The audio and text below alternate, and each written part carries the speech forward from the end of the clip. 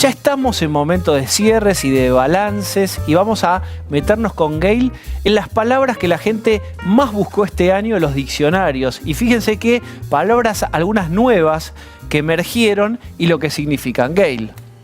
Sí, para hacer un balance del año, la verdad que una de las cosas que elegimos son 4 palabras que marcaron al mundo en el año que termina. No son las palabras más buscadas en Google, sino que son las palabras que la gente buscó el significado. O sea, en este mundo caótico que lo que fue este año, la gente busca de alguna manera entender qué significan estas palabras que definieron un año que fue un año de terremoto político, de inestabilidad. Si pensamos en los hechos que marcaron el año, el triunfo de Trump, que nadie esperaba, el referéndum en Colombia, el impeachment de Dilma, el Brexit, son todos hechos que fueron como muy inesperados y fueron hechos que provocaron mucha emoción y mucho desconcierto. Así que por eso elegimos estas 4 palabras, que son las palabras que eligen los propios diccionarios, desde Oxford, Merriam-Webster. Son, digamos, palabras que la gente buscó realmente para entender el significado. A ver, la primera. La primera palabra, posverdad. ¿Qué significa posverdad?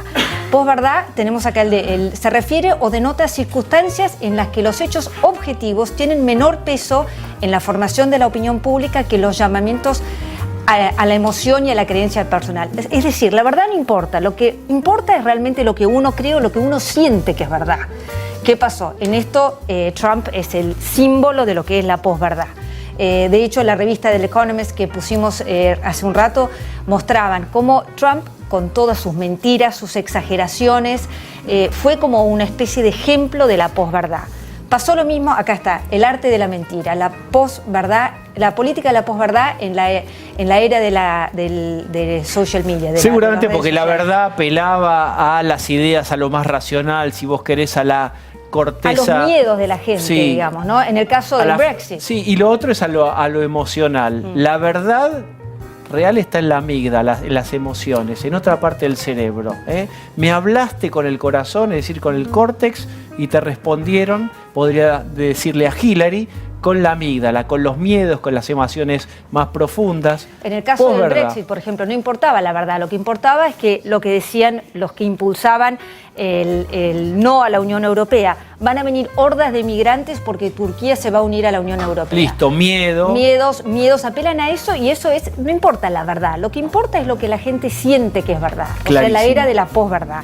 Esa fue la palabra elegida justamente por Merriam-Webster, que fue una de las palabras que marcó el año. Hubo un pico de 2000% de aumento en la cantidad de veces que la gente buscó la palabra posverdad.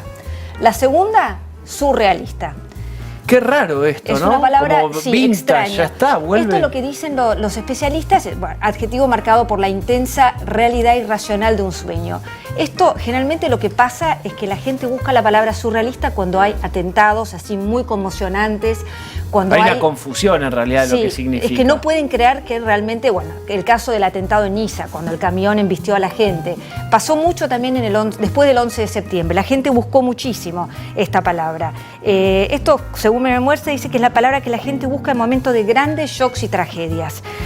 Lo es que algo no increíble, comprende, lo que está creer. fuera de su mapa, o cuando de lo previsible y demás, lo Trump, llaman, para mí equivocadamente, surrealista. Sí. Pero está bien. Se entiende por qué se llama así. Otra de las grandes. Lo mismo pasó con Colombia, o lo del atentado en Orlando. En Colombia la gente realmente no podía creer que podían votar en contra de la paz. Obviamente había explicaciones mucho más complejas atrás de este referéndum, pero era como algo que apela a lo racional y a lo emotivo, digamos. La gente no vota con la razón, sino vota con lo que siente el estómago, digamos, bien, ¿no? En vez de choqueante le pusieron surrealista. Sí. Bueno, la palabra que les La otra palabra, xenofobia. Acá tenemos la explicación de qué significa xenofobia.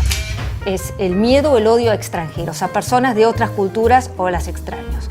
En este caso, bueno, obviamente marcó los atentados. La gente de alguna forma relacionó los refugiados, la ola de refugiados, con los atentados. ¿Cuál es el animal que siempre se sacrifican los pueblos y las sociedades cuando las cosas van mal?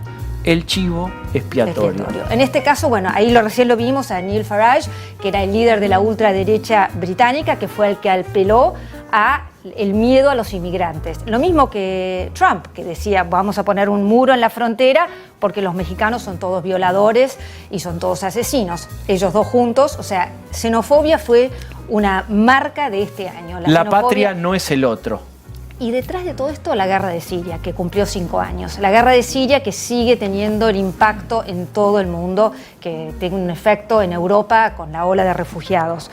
Además, se tomaron medidas en Europa como la prohibición de la burkini, un montón de otras medidas que en otro momento no hubiesen sido políticamente correctas, pero que en este año en el que la gente apeló a la xenofobia fueron como, digamos, uno de los marcas del año. ¿Y la cuarta? Y la cuarta, la palabra indignación. Esto en realidad fue una palabra que fue la que marcó el año en Brasil. Es el enojo, ira o enfado. Esta es la más consultada. Esta en Brasil fue la palabra que definieron como la palabra del año en Brasil. ¿Por qué fue esto? Obviamente por lo que pasó este año con el impeachment de Dilma. Fue un año de protesta, fue un año de indignación en el que se destapó todo el escándalo de corrupción y que, bueno, terminó con la salida de Dilma, la asunción del vicepresidente Temer, que, bueno, el escándalo de corrupción que, como bien sabemos, sigue afectando a Brasil y su impacto en toda América Latina también. Pero esto fue como el que se vayan todos de Brasil, la indignación con la clase política, que, bueno, lo vimos a lo largo de todo el año, de los 9 meses que duró el proceso del impeachment.